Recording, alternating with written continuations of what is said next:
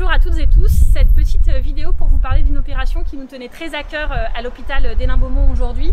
Nous avons reçu un geste de générosité comme on en reçoit énormément depuis le début du confinement, et on vous mettra la liste de celles et ceux qui ont permis à cet hôpital, à ses soignants, à ses personnels d'avoir un peu d'aide technique, logistique, alimentaire aussi pendant la période, et donc notamment les chocolatiers C'est Moi qui sont basés à Arras, et aussi un chocolatier de Grenier qui nous ont fait don en fait de beaucoup de chocolat, et aussi les Red Tigers de Lens qu'on remercie, qui ont permis d'alimenter encore un peu plus nos ravitaillements en chocolat.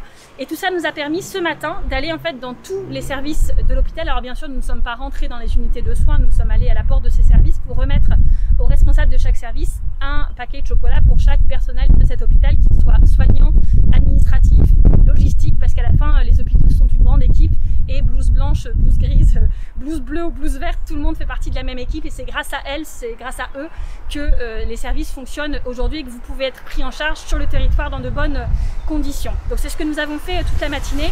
Moi j'en profite pour vous dire plusieurs choses. La première, c'est que on sait que sur ce territoire il y a des élans de solidarité pour les soignants, on sait qu'il y a des coups de klaxon à 20 h, on sait que tout le monde a bien conscience de l'effort qui est fait, et donc moi je me joins à tous les habitants de ce territoire pour remercier énormément celles et ceux qui font tourner ces services au quotidien.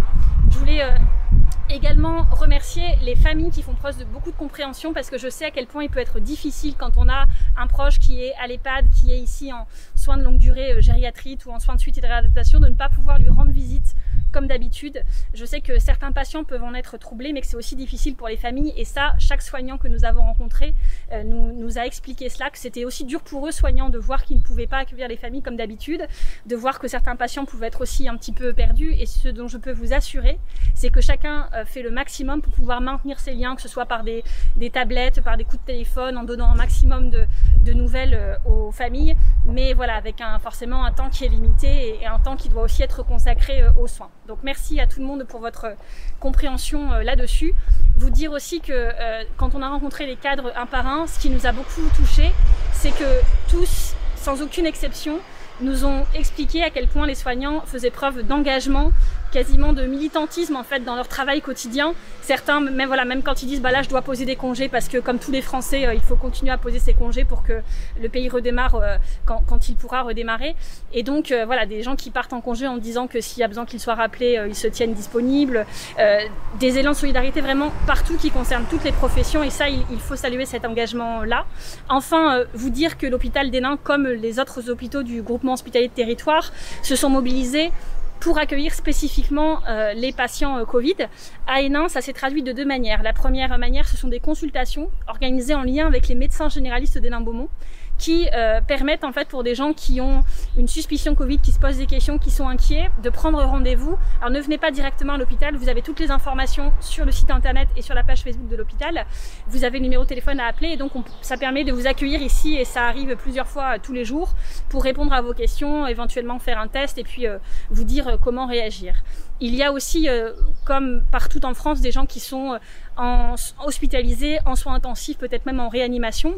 Il n'y en a pas ici en réanimation, parce que nous n'avons pas de service de réanimation à l'hôpital d'Hénin-Beaumont.